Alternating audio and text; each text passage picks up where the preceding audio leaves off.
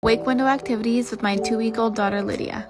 Miss Lydia is just over 2 weeks old, and we started taking at least 30 minutes a day to incorporate some activities for her. We don't always do them all at once, sometimes I spread them out through the day. We are just going to start out with a little massage today. I know the spots that Lydia likes to be touched and the spots that she doesn't, so make sure you know your baby. You do not need to massage the exact same spots that I am. Lydia is really not a fan of her arms being massaged, so we just focus on her hands and her legs and a little bit of her back.